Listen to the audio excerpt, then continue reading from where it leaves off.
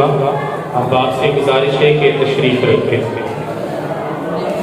بات ہو رہی ہے سرور کائنات صلی اللہ علیہ وسلم کی، جو طیب و طاہر ہے، مزمل و مدثر ہے، نبی الحرمین ہے، شفیع المذنبین ہے، سرور کونین ہے، محبوب رب المشرقین ہے، جد الحسن والحسین ہے، امام القبلتین ہے، شفیع المذنبین ہے، سید العارفین ہے، سید الساجدین ہے، مشعل بزم وفا ہے، واجب حل عطا ہے، گوہر ارتقا ہے، گوہر انما ہے، آفتاب ہدا ہے، مہتاب عطا ہے، رحمت للعالمین ہے، رحمت الصالحین ہے، رہبر السالکین ہے، راحت العاشقین ہے، مقصد کائنات ہے، مقصود کائنات ہے، خلاصہ کائنات ہے، حسن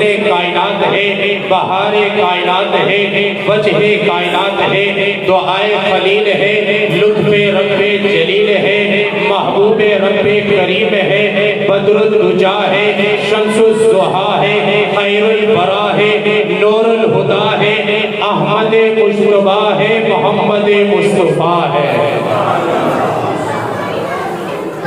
اس نبی کا ذکر ہو رہا ہے، اور آپ کا اگر دھیان ادھر ادھر کے بجائے میری طرف ہو تو میں اپنے نبی کی تعریف آپ کو سناؤں کہ میرا نبی ہے کیا؟ خدا کی رضا ہے محمد کی ذات میں، اللہ کی محبت ہے محمد کی ذات میں، ایک نور اجالا ہے محمد کی ذات میں، ہر دکھ کا مداوا ہے محمد کی ذات میں، غربت کا آسرا ہے محمد کی ذات میں، ہر غم کا سہارا ہے محمد کی ذات میں، ایک حسین سراپا ہے محمد کی ذات میں، چاند کی حیا ہے محمد کی ذات میں، ستاروں کا تبسم ہے محمد کی ذات میں، سورج کی ضیاء ہے محمد کی ذات میں، ستاروں کا تبسم ہے محمد کی ذات میں، کائنات کی بقا ہے محمد کی ذات میں، انسانیت کا شرف ہے محمد کی ذات میں، تقوی کی انتہا ہے محمد کی ذات میں، عشاق کا سکون ہے محمد کی ذات میں، زاہدوں کی منزل ہے محمد کی ذات میں، قرآن کا نور ہے محمد کی ذات میں، توحید کا پیغام ہے محمد کی ذات میں، بخشش کا وسیلہ ہے محمد کی ذات میں، کوثر کا جام ہے محمد کی ذات میں،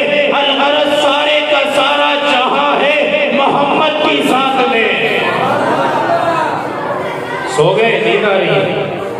محبت سے کہہ لیجئے سبحان اللہ۔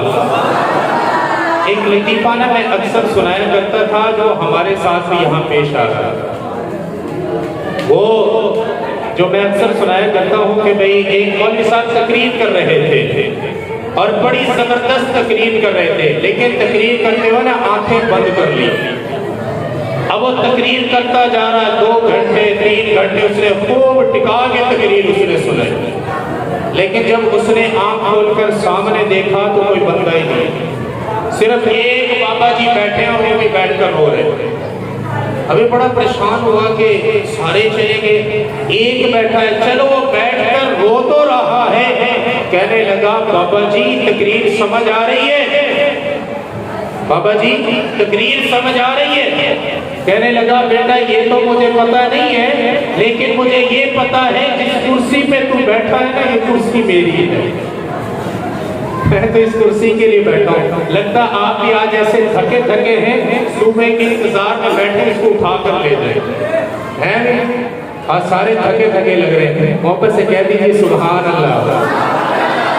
آپ کے چہرے مسکراتے ہی اچھے لگتے ہیں۔ بلا تاخیر میں اپنے آئے ہوئے معزز مہمان کو دعوت دینے لگا ہوں۔ بلبل مدینہ خوبصورت آواز کے مالک میری مراد جناب حضرت جناب حافظ عمران نقشبندی صاحب ہیں، ان سے گزارش ہے کہ وہ نعت مقبول صلی اللہ علیہ وسلم پیش کریں۔